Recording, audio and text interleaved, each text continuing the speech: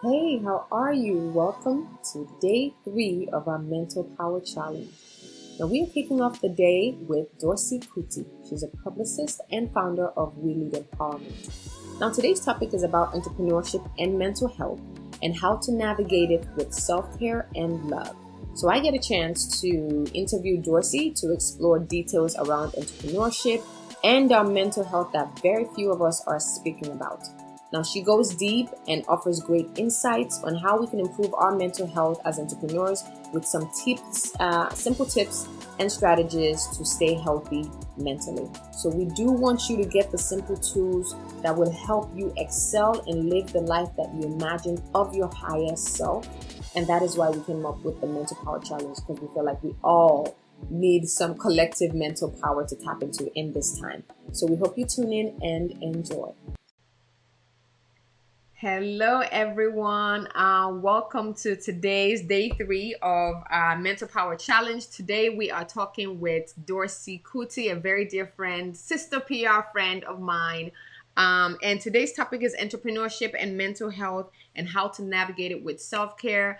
Dorcey, I want to introduce her. So this is something I know she won't share that I want to share with you. Yes, she is related to the late great fella Anikulapo Kuti.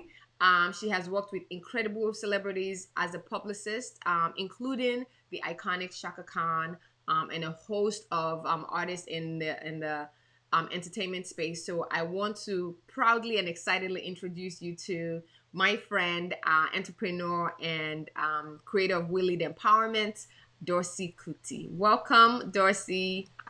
Thank you for Yes, joining. so good to see you. You're always a breath of fresh air every time I'm in your presence. Thank you Oh, so so are much. you. You look fabulous. I'm loving the hair. I'm loving the glam. You look good. I have to always look good for you, so I had to get it together. I love it. I love it. Okay, so please do like a proper give us and don't be subtle. We don't do like humility is for the birds, right? You have Okay. receipts and experience and expertise. I want you to please introduce yourself to us and let us know who's Dorcey and what is she about. Well, Dorsey is a publicist who's been in the game for about 15 years. I've been blessed in doing PR, meeting amazing people. Through my relationships, I have had time and opportunities to work with notable celebrities, which has been an amazing experience. But most important, Dorsey is an advocate for the mental wellness of entrepreneurs. And I really, really, on top of, making sure that my clients are being brought up to the forefront and their messages are being heard through their mass audiences. I also want to make sure that entrepreneurs are taking care of their mental well-being. So I'm very proud of that, by the way. Right. So yeah, that's Dorsey in a nutshell. Ma'am, the name of your company, the name of your organization, like details, ma'am, details. Oh, I'm so sorry. I'm sorry. Okay. So the name of my PR company is Gazelle Media Group, and Gazelle derived from my name. I'm Nigerian, and Nigerian parents, we have our biblical names and we have our Nigerian names. So my biblical name is Dorcas, which comes from Acts 9:36 in the Bible, and which is also translated as Tabitha. And as you know that story, the meaning of that person is a gazelle, and which is also an African deer. So it just an African deer that's known for being bold and swift. So I took that because bold and swift are two adjectives that my company really, really, really takes seriously. And so, yeah, Gazelle Media Group has been doing its thing for 15 years. We work with, a countless name of artists and brands, just to name a few. Sophia Fresh. I work with Tank, the artist. Like, yet to mention Shaka Khan. I work with brands like Red Bull, um, Virgin Records, Atlantic Records. The list goes on and on. So I've, really focused on the entertainment industry, as well as lifestyle brands. And now I'm working with a lot of brand influencers. So it's been a great journey. Gazelle Media Group is my baby. And then I also have a company We Lead Empowerment, which really focuses on, like I said, the mental wellness of entrepreneurs, specifically women of color, which is also a very special baby to me. So. Awesome. Okay, so thank you for that intro. Can you share with us, when did you become an entrepreneur? I became an entrepreneur in 2009 officially. Right. And what's crazy is at the time of me starting the journey, we were in, and I was laid off of my job. I always wanted to pursue, PR independently. And so that was the opportunity for me to just step out and do it. And like I said, it's been an amazing journey. I've learned so much and I've grown so much from that time. But yeah, 2009 was the time when I started. And because it was during the recession and we are probably going to go into another recession, right, those people are scared. I'm really excited to see the entrepreneurs that come out of this time. So, and the reason I was asking you why you're an entrepreneur, because your topic today is around entrepreneurship and mental health and how to navigate it with self-care and love. That's why that's the precedence for just kind of tapping into when you became an entrepreneur. So my next question for you is, how has that journey of entrepreneurship impacted your state of mind, aka your mental health? It impacted it quite greatly, if that's even a word. But yeah, as you know, as an entrepreneur, you go through your ups and downs. No day is the same. You get tested. And if you're not mentally well, it can really, really have a big effect on you. So my business and being an entrepreneur has greatly impacted me. And I think everybody goes through that. It's just naturally what happens. You take risks, you step out and do stuff. Sometimes it goes great, it's successful, and sometimes it fails.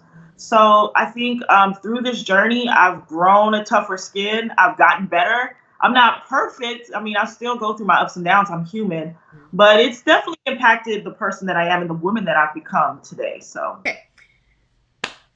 Okay, Dorsey, my next question for you is, what do you believe is the challenge that entrepreneurs are dealing with that no one is addressing? Well, that's actually a really good question. I found out recently that 72% of entrepreneurs deal with a mental health struggle. And first of all, I say that's a huge number. Very huge number, right? It's crazy, and nobody's really talking about it. So first of all, let me say, I say mental health struggle because mental illness has such a negative connotation behind it. And we all have mental health. Mental health is like physical health. Right. And sometimes we need to make sure that we're taking care of our mental health. So I say mental health struggle. Right. But going back to the statistics, 72% of entrepreneurs deal with a mental health struggle. And that's because the behaviors that we use to become successful, to become, leaders, are really the same behaviors that trigger our mental health, like anxiety and depression and ADHD. So one of the myths that I think we should start talking about more with entrepreneurs is understanding what may trigger our mental health struggles.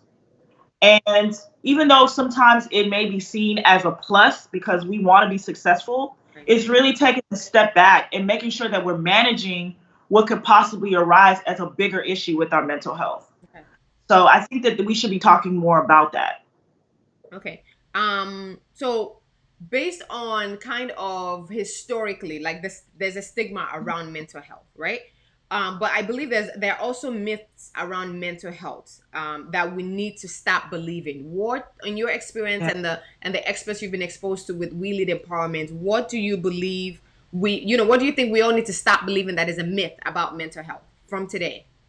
Well, definitely we need to stop thinking that mental health is you in a crazy jacket and you're streets. Right. No. And so, understanding that there are a lot of functioning people who are dealing with mental health. So you're not necessarily going to see somebody being sad or crying. They could be smiling and happy and joyful, which is why you have to be careful of what you see on social media and trying to reflect that, because you just never know what a person's going through, So that's that's a main thing is stop thinking that somebody dealing with a mental health issue is a crazy person. Another thing is you will soon find out Mhm. how many people are dealing with it. It's more common than different. Mhm. 1 in 5 people Wow, that's deal with a lot. the issue.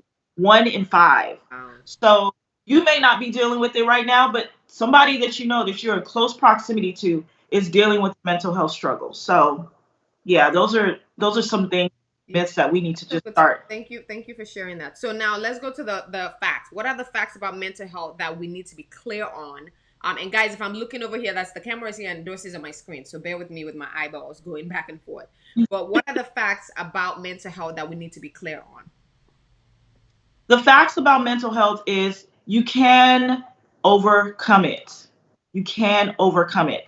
I think the number one thing is seeking medical professional help, Mhm. seeing a therapist, and allowing them to help navigate you on what you're going through. Everybody's journey is different with mental health. What may work for one person Right. may not work for you. I think the most important thing is having a medical professional help guide you through that process. Right. Also, too, even if you're fine Mhm. mentally healthy, you still should have a therapist. Right. It's I like think the doctor to just make sure you're healthy, right? Like, it right. It's just like checking in. Right, right, right. I love that. I didn't think about it that way, but yeah. about you just dealing with like anxiety, but it's also about how do you deal with relationships, how do you deal with trauma that may have happened to you when you were younger and it's starting to arise now. That's a human thing, and I think it's so important that we seek a therapist or a counselor Mhm. or your pastor, your Mhm. spiritual guide. You should be speaking to somebody. I think that's important for anybody, whether you're going through a mental health issue or not. Right, right. Awesome. Thank Yeah. you for sharing that. So, Absolutely. say that again. I said absolutely. Okay, cool, cool.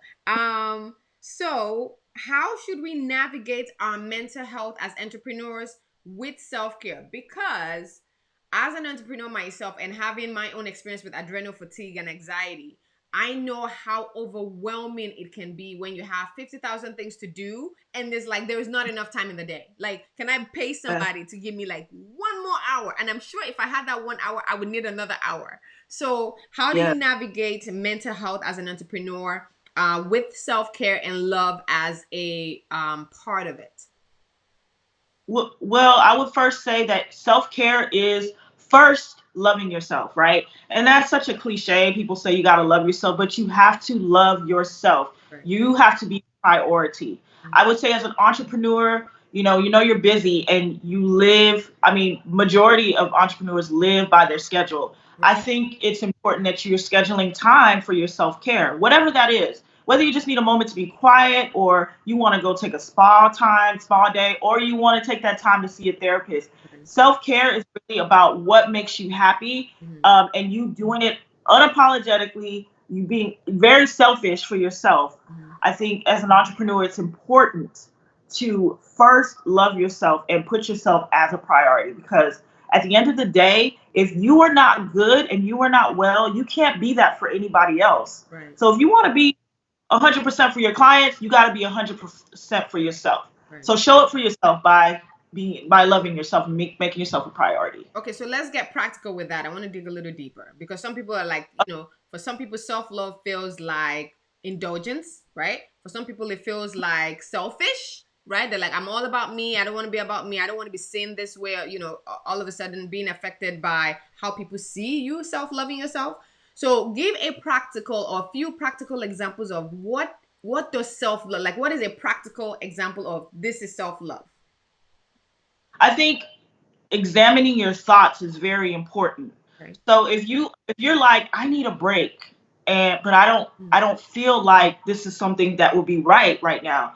You should take a step back and say, okay, why don't I feel that this is right? Even journal it, write it down. Write why you don't feel like it's right, and why you really want and need that time for your self-care. You will really, I can almost guarantee you will find out that the things that you feel like is important, that is keeping you from that self-care, is really not that important. You need, or yourself. Yeah. So writing it down, examining your thoughts, really tapping into why do I feel like this is going to be bad for me to take care of myself. Got it. It's just like I like to use the example of when you're on a plane. When the plane's about to go down, what do they tell you? Before you help somebody else, Right. put your on first, Right. right? Right. So your self-care is in essence you putting the mask on and making sure that you have oxygen so you can help the next person. Right. So that's how you have to look at it. I And again, it's really about what works best for you. It's different for everybody. Right. Oh, I love that. I love the concept you just share in terms of thinking about self-love as instead of digging in and just like, so for me, an example would be I'll be working and it'll be like my body will be like, I need rest. I'm like, nope, you can wait. That is totally unself-loving because my Yeah. body told me it needs a break. And wow. And I remember this many times, but whenever it comes back to me, I feel like in that moment when I catch myself, I am literally disrespecting my mind when it tells me, Mhm. Yetunde, I know you work hard, you've been going, I need a break. And I'm like, no, I'm like, you're slave driving yourself. Like, check, you, the body tells you, I've been working all day, I haven't slept, whatever it is, and I just need a break. And I'm like, no, keep working. That is dangerous. When I think about it in the practical term, that is like, that is slave driving in terms of how you're treating yourself. Because if you Yes. need, if somebody did that to you at a regular job, you would be suing or complaining bitterly. Exactly. But we do it to ourselves every day. Thank you for that reminder, because I remember it once in a while, but when I think about it in that term, I'm always like, oh my God, I'm totally slave driving myself. Like my body's like, Yes. I need a break. And I'm like, nope, keep going. Why? You're already exhausted. Like, take a minute. And there's two things I want to say. One is you have to watch what your habits are, because if you continue to like push yourself or overexert yourself even when you're tired, it becomes a habit, and then that's how you start functioning. Really, that's how I really started becoming like anxious and burnt out. I just always overexerted myself, so you really have to watch how you operate. The second thing I want to say is, as an entrepreneur, one of the things we really thrive on is having freedom with our schedule. Right. And when you start putting yourself in the position to like be a slave to your clients, Right. you're no longer free. You lost that freedom, and it's like you're no different from an employee. And that's no shade to a person that's working. Entrepreneurship is not for everybody, Right. but you truly have to be free in what you're doing, because you cannot be your best leader if you are not your best for yourself. Right. And so the way you treat yourself is really going to be a reflection on how your clients will start treating you too. So I appreciate that. And I love the idea that that's what happened to me when I got my adrenal fatigue. I had a new normal that was not normal. And so when I ended up in the hospital from adrenal fatigue, and adrenal fatigue is basically when, your adrenaline glands are supposed to kick in when there's fight or flight or freeze moments. And so when your adrenal fatigue happens, when basically your adrenal glands doesn't know when to kick in. So it's just on. So I'm sitting down, my hands are shaking, or I'm just like doing the most. And I realize it's because, based on what you just said now, that new way of doing things became a habit. And so for a long time, I was scared to work that hard because I didn't want to go back to that. So thanks for that reminder, because it's reminding me this freaking new habit I have of waking up at 3 o'clock in the morning is not it. I stop, because that's about habits. I don't want that. No, and I sometimes I wake up at 3 too, but I always tell myself between the hours of 3 and 6, if I wake up, that just means I need to spend more time with God, or I need to spend more time with myself. I even suggest anybody, any entrepreneur, or just anybody, when you wake up in the morning, the first thing you need to do is take care of yourself. Even with like a business, when I used to work for a company, I always made sure that the first hour of my paycheck that I got each day goes to me, not to my bills, not to pay first anybody this. Of your paycheck, of your time. I like that. That's a good. Goes to you. So that same concept should flow with your day. The first hour, 2 hours when you wake up should go to you. Now, if you're waking up at 3 and you just spending time in your thoughts, or you're meditating or whatever, and you feel like going back to sleep, you should go back to sleep. But if you feel like, now I'm ready to work, cool, but you have grounded yourself because you have spent that time for you. And I mean, don't look at your phone. Right. Like one of my, I will not go on my phone or social media until I read my devotional, until I planned out what my day is going to look like, and then I spend some time breathing and grounding myself. It's so important, and it goes back to your habits. Yeah, I love that. So my new habit that I've really enjoyed is I've been leaving my phone and my iPad, and I've been doing this for a while, leaving my phone and my iPad in my office instead of in my in our room. One, because my conspiracy mind of the freaking rays through the phone and the iPad, but also because sometimes when I'm getting alerts, it lights up my phone and it disturbs me because I love my room pitch black. So when that lights up, it wakes me up and it interrupts my sleep pattern. I'm like, I can't, no. So I started leaving my phone and my iPad in my office. Like right when I'm about to go to bed, when I'm done, playing my game or whatever it is, I put it in my office and then I go to the room. So I'm with you on grounding first and spending time with it. I like that whole basically the paycheck, the 24-hour paycheck of the day. Spend the first few hours on your own self. I really like that. That's really good. Thank you. Absolutely. Okay, so what do you do for self-care and whenever you feel tested? What are your self-care practices, and what are suggestions you can make for some of our entrepreneurs to explore as self-care? Because self-care for everybody is different. Not everybody likes a spa, not everybody wants to go to the beach or to get their nails done or whatever it is. What are simple practical things? What do you do? And then what are simple practical things that people can start to practice as self-care as an entrepreneur? Okay, well, so I love to get into a good show and watch TV. Like I'm so simple when it comes to, like, I don't have to do the spa day. I don't have to go get, don't get me wrong, I love those kind of things, but I cut my phone off. I put it on do not disturb. I totally, like, I don't go to my office. I don't turn on my computer, and I just veg out on the couch. Maybe I'll get a nice bottle of wine, or I'll order like my favorite foods, and I'll just watch TV and just not even think. I think for me that is like the best because that rejuvenates me. It's kind of like, I like to use concepts, but it's like the concept of when you were in high school and summertime came and you had 3 months of not thinking about school, but by the end of the summer you were ready to go back to school. So it's the same thing. When I completely shut off and there's only so much TV I can watch, after that I'm like, all right, I'm ready to get back to work. So that's what I Nice, right. Okay.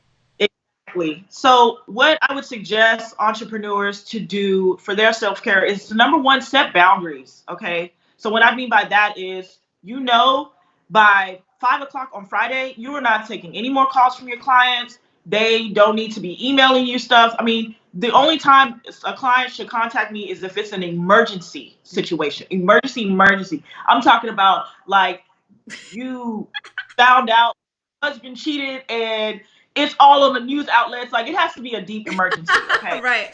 Some PR scandal. Right. So you have to set boundaries for yourself. Right. I mean, some people service business, they may work at a restaurant or whatever. Weekends may not be your time, but find a time in the week where you set that boundary, like, do not bug me at this day, or your hourly time slot. If you are a 10 to 5 person, be done with your job at that time. Set that boundary for yourself. The second thing I would say is find out what works best for you. Everybody is different. Right. So, but I think once you set that boundary and you have that space, you really will find out so many great things about yourself. But I guess the number one thing I would say for entrepreneurs is set that boundary and then do what works for you. Also, don't feel bad about it. And I say that because I felt so bad about chilling. I felt so bad. That right there is like the entrepreneur's freaking kryptonite, because you feel like if you take a minute, like the words going past you by, you're like this, like, you know what?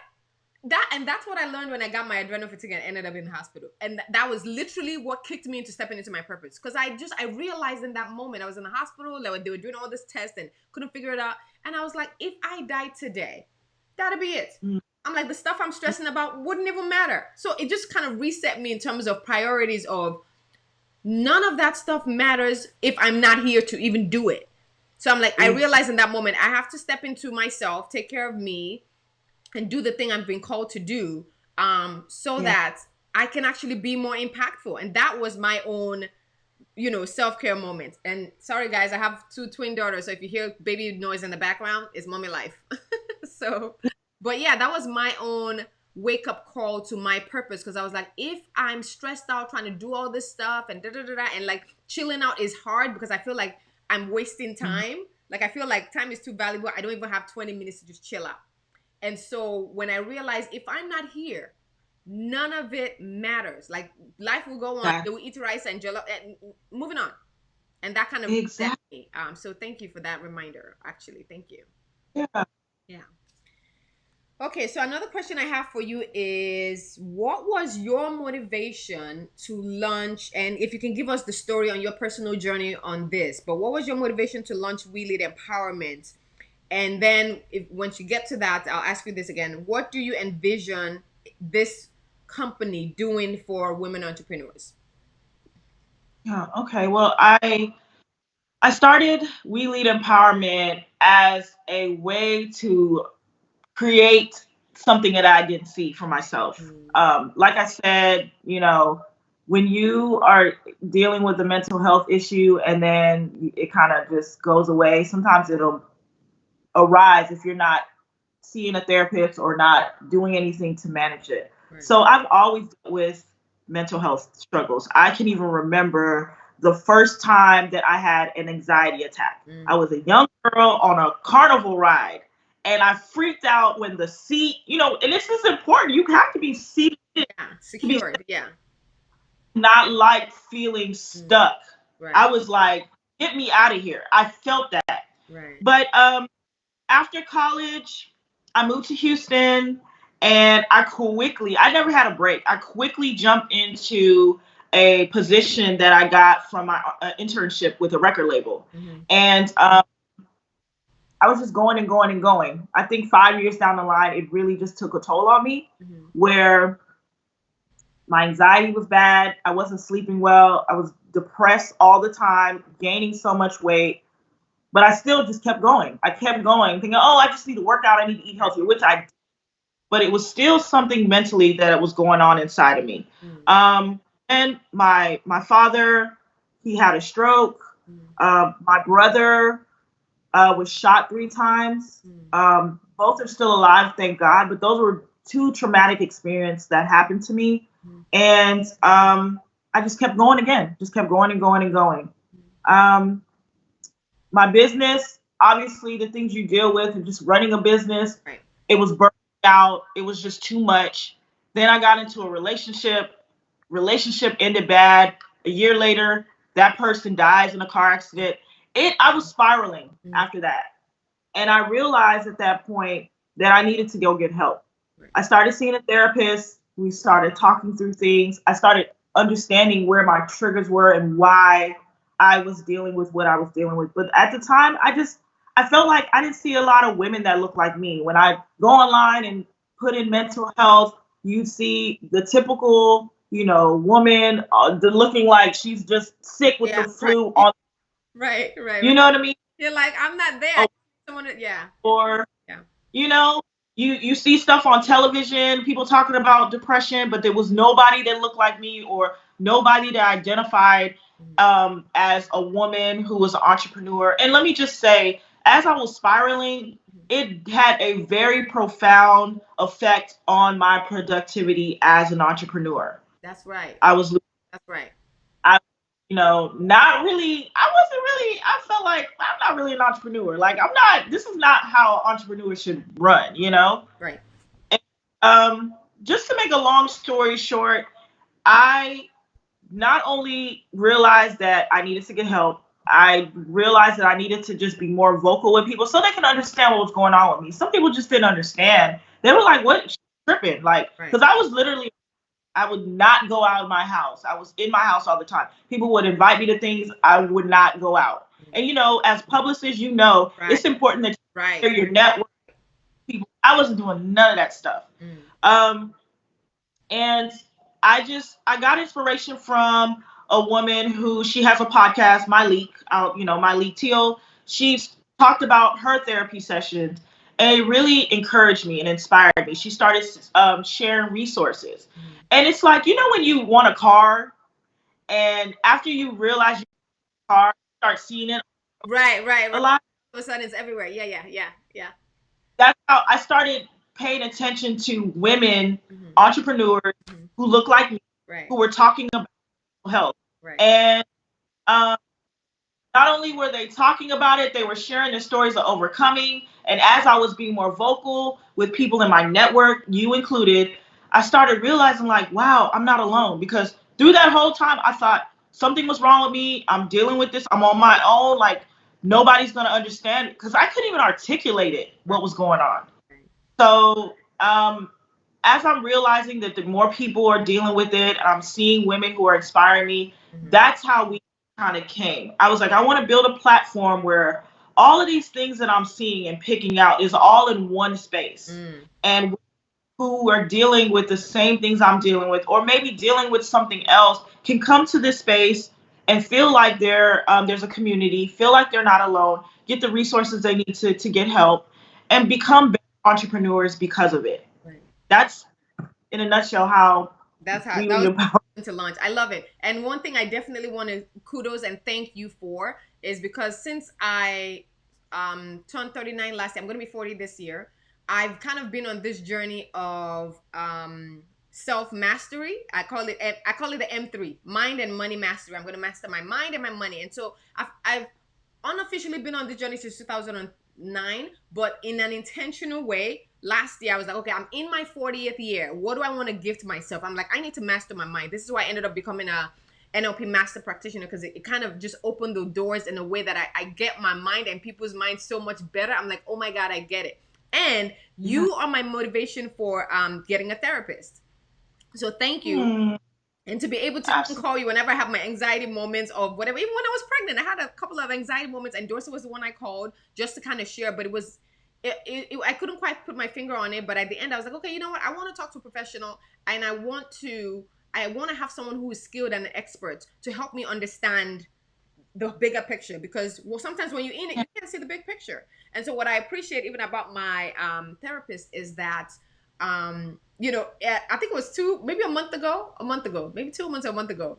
Because, when we talk, we touch base on where I am now with my NLP and how I'm using it. And she said, Yetunde, I have to say this. In my however many years she's been doing it, you are the first client that I have that has accelerated in way more time than you need to. I'm like, lady, I'm on a mission. I'm freaking trying to master my mind. So I'm like this, like, chop, because I feel like I have work to do, and I need to understand the way my mind works so I can help other people understand theirs. So thank you for being my inspiration and motivation to seek a therapist. And I have one and I love, and it just works perfectly well with my goal of mastering my mind, my money, and helping others do the same. So thank you.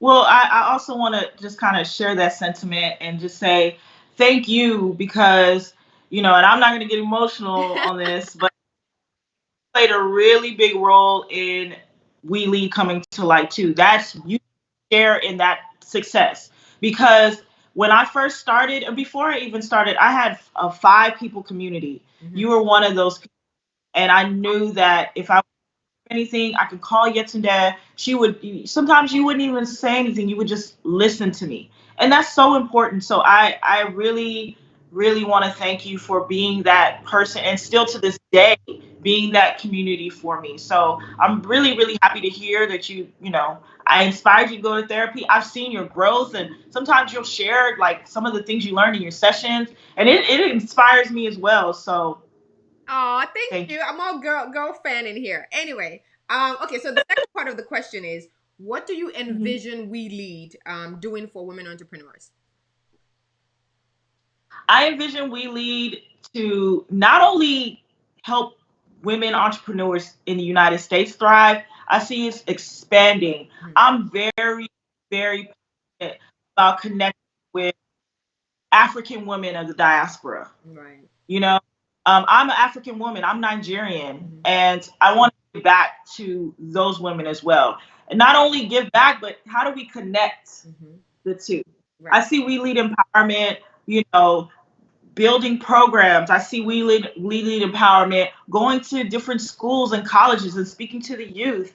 I see We Lead Empowerment, really build and reach to Dorsey, you're only therapists. hold on. You see We Lead Empowerment going to schools and doing what? I see We Lead Empowerment going to schools and empowering the youth, mentoring the on mental health, because I think it starts at a very young age, and it's important that we start tapping and also mentoring them, because there might be some young people who are dealing with something, but they want to be entrepreneurs too. So we're not only their mental wellness, but we're also building as entrepreneurs. We're also building the bridge between like the woman entrepreneur and the therapist. I think that relationship is the most important. Not only therapists, psychotherapists, psychiatrists. Like there's so many that even in that counts too. Yeah. Exactly. Yeah. So I see us continuing on and just being a part of the conversation of mental health and elevating all of the women that come into contact with us to be better entrepreneurs. I love it. Okay, so what are you working on now that we can support? Because I know your partnership with Microsoft has been amazing. Tell us about that and what you're working on now that we can support you on. Absolutely. So yes, May is my mental health awareness month. And so for Mental Health Awareness Month, we wanted to just start a series where we are providing a digital entrepreneurs, especially during this time, because a lot of people in business they're dealing with a lot of uncertainty. Yeah. So that safe space for people to talk, share information, to have conversations that are going to help empower the entrepreneur and also give them tools and resources to help them alleviate any stress that they may have pertaining to their business. So it was a perfect marriage with Microsoft. Obviously they're a tech company, but they are synonymous with, businesses and entrepreneurship with Microsoft, the Microsoft program. So we've been able to every Wednesday and Thursday hold a space for women to just be, if that makes sense. Yes, it does. Yes, it does. So where can we find you so that we can follow you online and stuff? You can find me at, well, first of all, you can, go to our website, www.weleadempowerment.com. We still have another 2 weeks of the series, and we're doing sessions starting tomorrow and Thursday and next week. And yesterday we'll be holding one of them. Super excited. But you can go to We Lead Empowerment website to register. It's free. You can find me on social media on Instagram at Gazelle_strategist. Man, so that's complicated. Why you gotta be complicated, Gazelle? Why? Can we just get Dorcey Kuti? I'm just saying. I'm about that. I'm really thinking about that. Don't mind me. I'm messing with you. I'm so sorry. No, I used to be Dorsey, and the reason why I changed is because somebody made another page with the name, and I was like, I need something that's it was a whole thing. But I'm gonna look into that. Maybe I'll surprise you with my name. Oh, good. But you can also find We Lead Empowerment on IG at We Lead Empowerment. So thank you so much for today, Dorsey. We appreciate you. Thank you for helping us connect entrepreneurship to mental health, wellness, and helping us with understanding our self-care better and self-love. We appreciate you, and we'll look forward to supporting you. Thank you for being a part of the Mental Power Challenge. Yes, thank you so much, and congratulations to you and Yetzi at Lagos Moms for launching this challenge. I think it's an amazing thing, and I look forward to tuning into the rest of the interviews you have coming up. So congratulations. Thank you. All right. Thank you. Take care. We'll talk to you soon. Bye. All right. Bye.